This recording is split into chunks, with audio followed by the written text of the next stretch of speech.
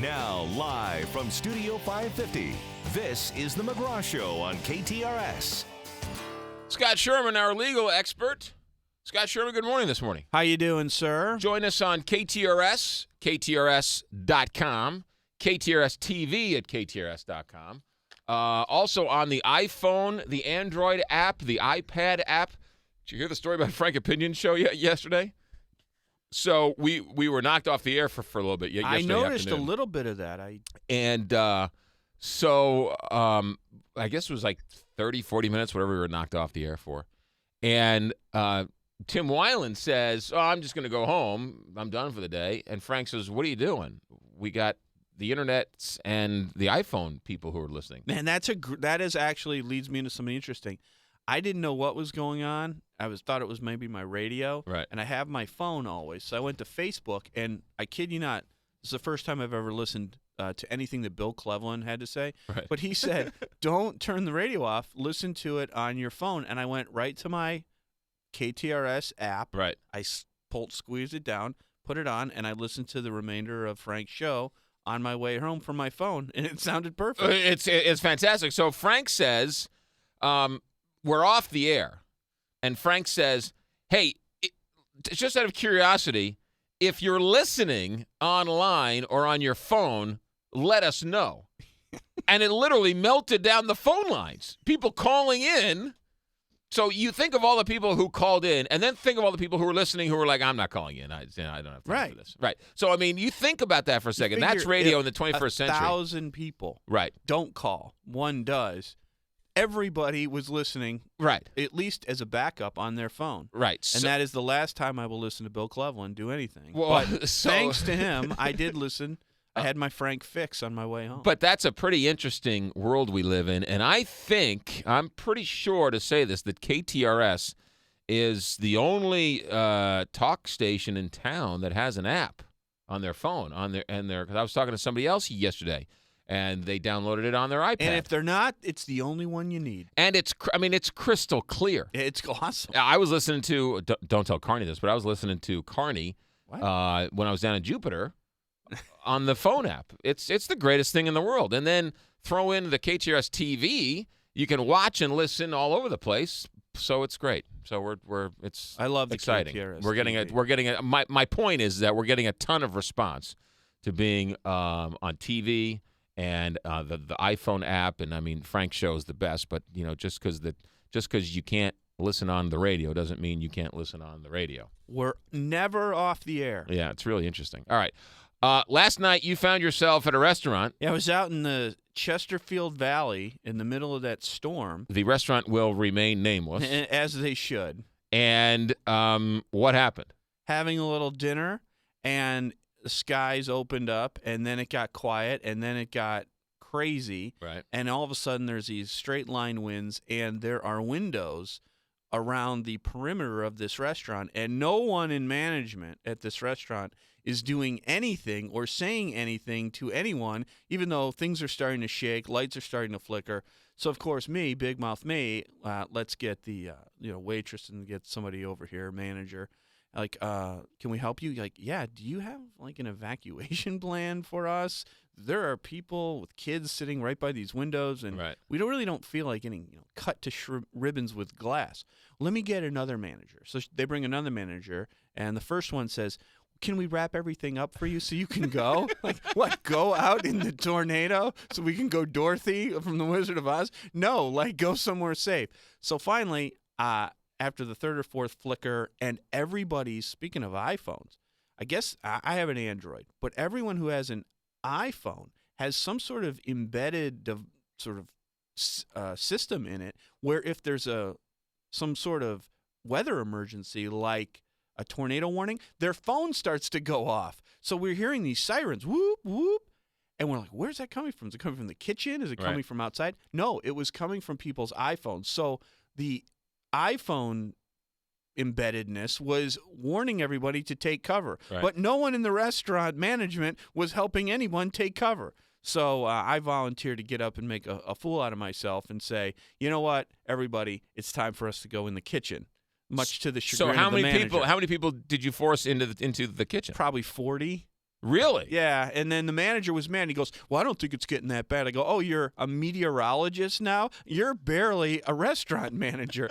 Get out of my way. My family's going into the bathroom, at least my guests and my friends, and then I made a subtle announcement to everyone, hey, if you want your kids to live, they should probably go in the kitchen. Did you say that? Something like that. So you're telling me that 40 people then got up and then went to the kitchen? Yeah, they did. And some people were kind of upset about it. But at that point, with that kind of situation, all I thought about was Joplin. Right. And that Joplin audio of those people trapped in that Quick Trip or whatever, huddled together. And I'm thinking, it's probably not going to happen.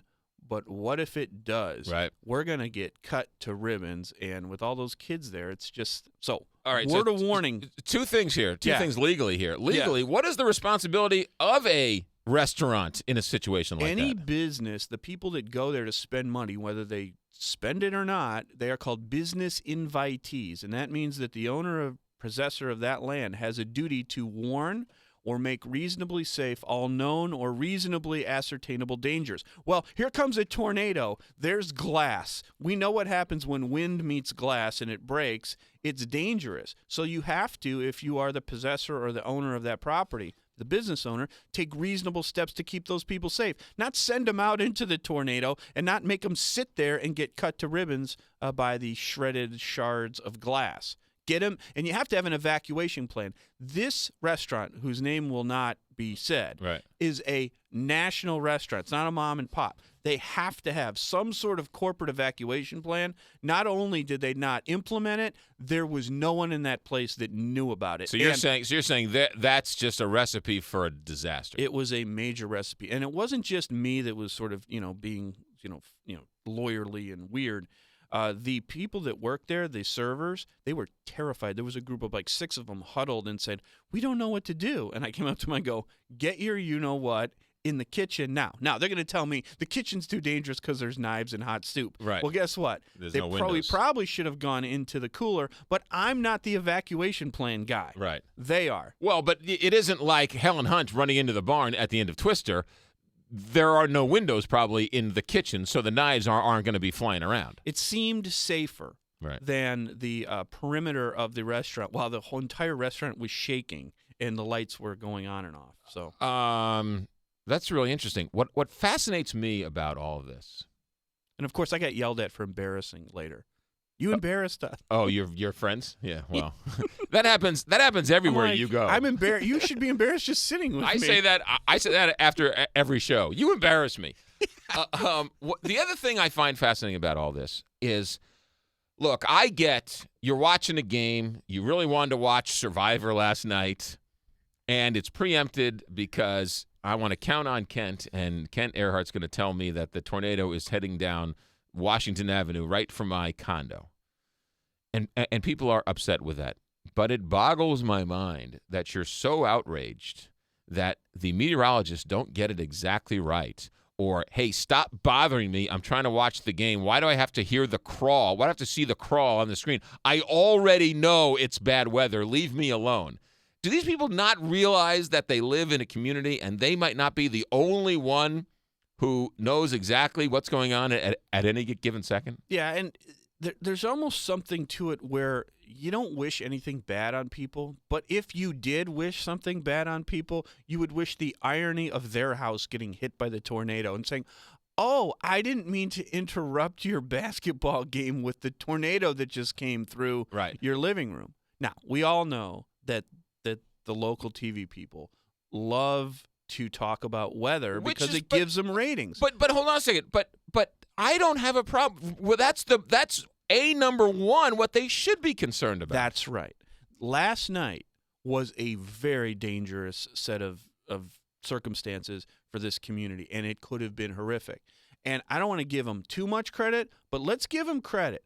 They got it so right, and they were so precise in what could have happened, and the warnings were so clear that if they didn't save people's lives, they certainly saved people from injuries. There were no injuries. I'll say this. They deserve a lot of credit. Channel 2 did not break out of Fox National, American Idol, till after the show. They ran a crawl. 4 was wall-to-wall. 5 tried to be wall-to-wall, but they kept cutting back to SVU, criminal intent by accident, so something was going on there. ABC 30 didn't have anybody. They just ran a crawl the whole time. KTRS was out doing our thing, whatever we were doing. My point is this, is that I don't think collectively, and I'll throw KTRS in here as well, collectively, as a whole, we cover weather as well as we did 5-10 years ago. Do not or do? We do not. We have more technology. We can get the tornado warnings on our phone, which is great. But collectively, as a community, I don't think we do it as well as we used to. See, I don't know because I'm not in that field, so I don't know. But the way in which the message gets out, which is this, get your butt in the basement, has always been sort of like the mantra. Right. And I think yesterday, the get your butt in the basement at least saved the people that were in Hazelwood. The tree fell on them. But I can't believe that after Joplin and after the Good Friday tornado that ripped apart Florissant and the airport, that people are still complaining, hey, leave me alone. I want to watch the ball game. Yeah. I mean, it's outrageous. It is outrageous. And there's so many alternative ways to get that. They're going to rerun it if it was preempted, if it's a big show. I know. You're really going to take time. You can go online and get it if it's any major network. And you have a smartphone where if you're really that interested in it, you can follow it. You don't have to sacrifice your life for the safety of the community for that. Whether and they don't interrupt just because they feel like it. Right. They lose money because they have to rerun these things later. Weather is something you do not fool around with. It's part business and it's part community service. You just have to suck it up. They're doing us a favor. Mark, I want to take your phone call, but we got a break, so hold on through the break. Or do you want to take him now? Can we take him? Let's take him now. Mark, real quick, welcome to KTRS Radio. Hey, great. How are you? Great. How are you? Hey, just doing fine. I heard your message about hearing all the iPhones go off. I have an Android too, and all you have to do is enable CB settings, cell broadcast settings in your phone. Cell broadcast settings? It's called CB settings, and that way, whenever you have a major alert, child alerts or anything like that goes over the emergency alert system. The CB settings will let your phone pick it up. I'll be doing that. Mark, thank you very much. Or you can subscribe to KTRS text alerts, and every time there's a Sarah alert or a tornado warning, you can get that on your phone as well through text news to 84126. 84126, text news to 84126. There you go. I'll be sure to do that too. Scott Sherman. Who's your sponsor, Scott Sherman? St. Louis Home Retention Group. McGraw, the people whose homes were not destroyed by this have lost value. And the reason they lost value is not their own fault. Because, as we all know, back in the middle part and late part of the 2000s, people's home values were inflated. And what happened? The mortgage industry went crazy. They were loaning money to people that didn't have any credit. They were inflating it on purpose so they could take it to Wall Street and gamble it away. And now what are we left with? We're left with lower equity. Well, we got sort of a booby prize from the federal government because of all those nefarious practices, and it's called the HARP. And there's now a HARP 2.0 program. And St. Louis Home Retention Group not only knows about it, but 90% success rate on getting people approved and getting their mortgage rates lowered. Mine went from 7 to 2%. I am thrilled about it, and they will do the same thing for you. You know these guys, Doug and Steve Scourin, 636-527-5121, 636-527-5121, or stlouishomeretentiongroup.com. Save your house. Hi, this is Terry Hall, host of This Week in Real Estate, and I want to welcome you to join me every Saturday afternoon for This Week in Real Estate, heard right here on the Big 550 KTRS. This Week in Real Estate, a call-in program where you learn everything you want to know about buying, selling, problems you're having, maybe foreclosures or short sales. You learn it right here on This Week in Real Estate. That's This Week in Real Estate with Terry Hall every Saturday afternoon from 3 until 5 p.m. right here on the Big 550 KTRS. Can your walking cane fold up to 1/3 its size and then fold out in seconds?